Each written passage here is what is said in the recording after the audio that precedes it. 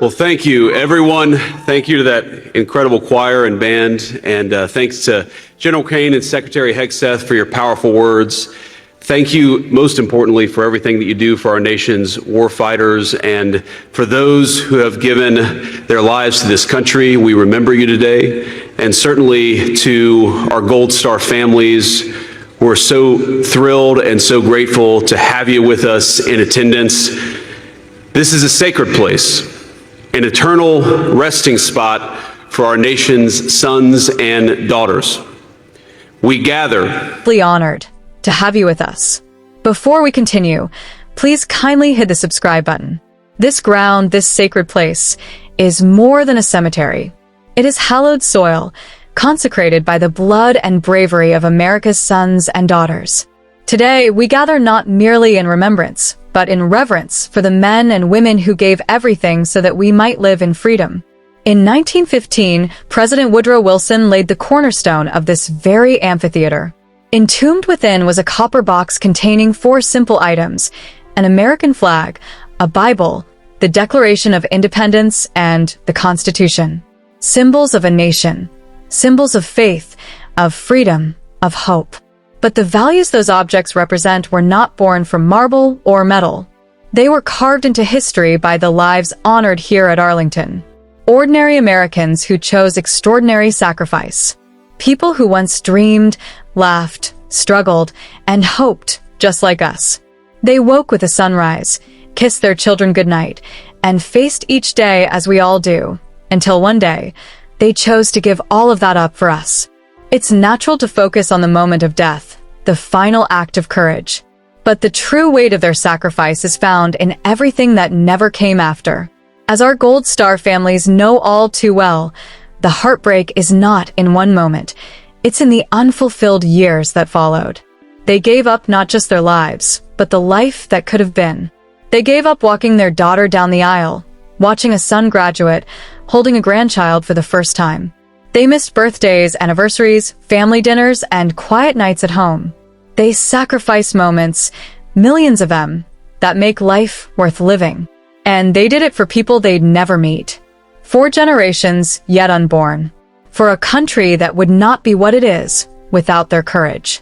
So to those watching today from your homes, your cities, your towns, I ask you, think about the sum of all the simple, joyful moments in your life. And now realize someone gave up all of their moments so you could live yours. That is what Memorial Day is about. I remember a Marine Corps colonel I served with back in 2005, just after a brutal deployment in Iraq. He looked out over the men he'd lost and said, they were the best looking, the kindest, the smartest, the most devoted. They were the very best of us. To them, we owe everything. And today, in the peace they left behind, we honor them, as it's written in the Book of Wisdom, but the righteous one, though he die early, shall be at rest. For the age that is honorable comes not with the passing of time, nor can it be measured in terms of years. Their time was short, but their legacy is eternal. To the Gold Star families here, those who lost a son or daughter, a husband or wife, a mother or father, please hear this. Your loved one is a hero. We may never fully grasp your pain, but we carry your burden in our hearts. And on behalf of a grateful nation, I say to you, we are thankful beyond words. To your loved one, and to you. Now, each of us will honor them in our own way. But allow me to offer 2 simple ways that I try to keep faith with their sacrifice. First, we must treat the lives of our troops as the most precious trust this nation holds. We must be careful, so careful, when asking the next generation to fight and die. War must never be our first instinct. It must be our last resort. Second, we must live lives worthy of their sacrifice. If you're a husband, be the best husband. If you're a parent, be the best parent. If you're a citizen, be the kind of citizen who strengthens this democracy, who uplifts your community, who builds a more perfect union. Because when we do that, when we live with purpose and gratitude, we become the kind of nation they believed in, the kind of people worth dying for. So on this Memorial Day, let us remember that we've been given a gift.